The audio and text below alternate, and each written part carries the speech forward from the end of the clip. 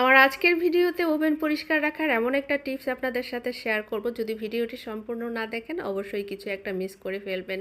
আসসালামু আলাইকুম সবাইকে। আলহামদুলিল্লাহ আমরা ভালো আছি, আশা করি আপনারাও ভালো আছেন। যে যেখান থেকে দেখছেন সম্পূর্ণ ভিডিওটি দেখার জন্য আমন্ত্রণ রইল। ছোট থেকে বড় হয়েছে গ্রাম অঞ্চলে পানির প্রতি অনেক বেশি টান আমার। তো এখন আর গ্রামে সেই স্বচ্ছ পানি নেই, তাই একটু ঘুরতে গিয়েছিলাম, খুব ভালো লেগেছে, সেই অনুভূতিটাই শেয়ার করলাম। প্রথমেই যে টিপসটা আপনাদের সাথে শেয়ার করতেছি এখানে আমি একটা তারের মাজনের মধ্যে পেস্ট নিয়ে নিলাম এবং একটা ছুরির মধ্যে কিন্তু দুই পাশেই মাখিয়ে নিলাম।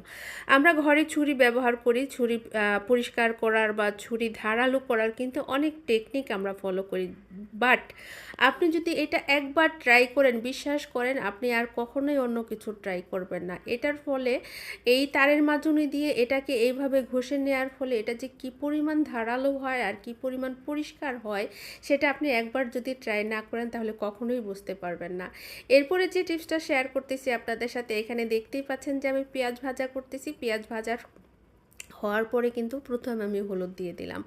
এটা কেন দেখাচ্ছি সেটা অবশ্যই আপনাদের সাথে শেয়ার করতেছি। হলুদ দিয়ে নাড়াচাড়া করার পরে কিন্তু আমি একে একে মশলাগুলো দিয়ে দিচ্ছি। এখানে ধনিয়া গুঁড়ি দিয়ে দিলাম, এরপরে মরিচ গুঁড়ি দিয়ে দিচ্ছি, এরপরে আমার যা যা মশলা প্রয়োজন আদা রসুন জিরা ধনিয়া হলুদ মরিচ সমস্ত কিছু দেওয়ার পরে অল্প একটু পানি দিয়ে এরপরে আমি এটাকে নাড়াচাড়া করলাম। এই যে পেঁয়াজ ভাজা করার সময় সবার আগে আমি হলুদ দিয়েছি আপনি জানেন, যার ফলে একটু তেল ছিটে আপনার চুলার আশেপাশে নষ্ট হবে না।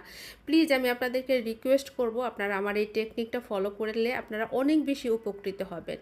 আর এখানে আমি পোলাওয়ের চাল ভাজা করতেছি। আপনি পোলাওয়ের চাল ভাজা করার সময় যদি দেখেন নিচে খুব বেশি লেগে যাচ্ছে তাহলে মনে করবেন এটা নতুন চাল।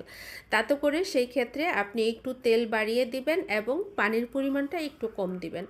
আর যদি চালটা ভাজা করার সময় দেখেন যে একদম ঝরঝরা আছে, পাত্রের গায়ে লেগে যাচ্ছে না, সেক্ষেত্রে আপনি মনে করবেন যে এটা পুরনো চাল, সেই ক্ষেত্রে আপনি চালটা পানিটা একটু বেশি ব্যবহার করুন। এবার যে টিপসটা আপনাদের সাথে শেয়ার করতেছি, আমরা কিন্তু অনেক কিছুই ভাপে রান্না করি, সেক্ষেত্রে দেখা গেছে যে আমাদের ঢাকনার এই ছোট ফুটাটা দিয়ে কিন্তু ভাপটা বের হয়ে যায়। আপনার ভাপটা যাতে বের না হয় সেক্ষেত্রে আপনি এখানে একটা লং বসিয়ে দিলেই কিন্তু এটা লক হয়ে যাবে আর ভাপ বের হবে না। এরপরে যে টিপসটা আমি শেয়ার করতেছি আপনাদের সাথে, এখানে আমি ভাত গরম করতে দিয়েছি। আমি যতবার ভাত গরম করি জাস্ট এই টেকনিকটা ফলো করি। ভাতটা গরম হয়ে যাওয়ার পরে 1 মিনিটের মতো আমি ভাতের প্লেটটা ভিতরে রেখে দিই, যার ফলে ভাতের ঘাম উঠে মানে ভাপ উঠে এটার ভিতরে দেখেন যে কেমন ভিজা ভিজা হয়ে গেছে, ভাতের ভাপ উঠে এটা একটা ঘর্মাক্ত অবস্থা হয়ে গেছে। সেই ক্ষেত্রে আমি ভাতটা বের করে একটা টিস্যুর সাহায্যে কিন্তু আমি সাথে সাথেই এই ওভেনের ভিতরটা মুছে নিব।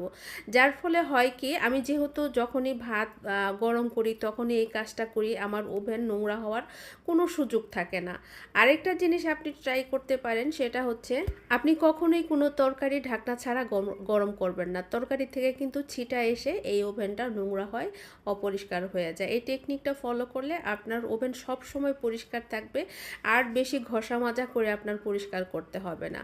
যাই হোক, এরপরে যে টিপসটা আমি আপনাদের সাথে শেয়ার করতেছি, রুটি কিন্তু আমাদের প্রতিদিনই লাগে, কিন্তু আমরা অধিকাংশ মানুষই ননস্টিকি ফ্রাই প্যান ব্যবহার করি। সেই ক্ষেত্রে দেখা গেছে যে ননস্টিকি ফ্রাই প্যানগুলি কিন্তু কিছুদিন পরেই নষ্ট হয়ে যায়। আমি এইগুলি ইউজ করতে করতে বিরক্ত হয়ে এখন কিন্তু আমি লোহার তাওয়াই ব্যবহার করি।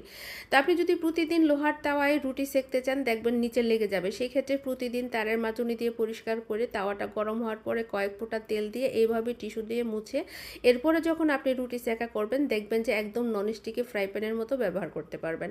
আর এখানে আমি উস্তা ভাজি করেছি। উস্তা ভাজিটা কিন্তু একদম একটা ছড়ানো প্লেটে ঢেলে দিচ্ছি, যার ফলে কিন্তু দ্রুত ভাজিটা ঠান্ডা হয়ে যাবে। আর উস্তা ভাজি করলা ভাজি কখনোই ঢেকে দিবেন না, এরকম একটা ছড়ানো প্লেটে যত দ্রুত সম্ভব এইভাবে মেলে দিবেন, তাতে তিতা হবে না। এতক্ষণ আমার সাথে যারা ছিলেন আমি আপনাদের কাছে অনেক বেশি কৃতজ্ঞ। আমার এই টিপস জাতীয় ভিডিও আপনাদের ভালো লাগে কিনা প্লিজ আমাকে একটু কমেন্টস করে জানাবেন। ইউটিউব থেকে দেখে থাকলে একটু সাবস্ক্রাইব, আর যদি ফেসবুক থেকে দেখে থাকেন একটু ফলো দিয়ে যাবেন। আপনারা ভালো থাকবেন, সুস্থ থাকবেন। আল্লাহ হাফেজ।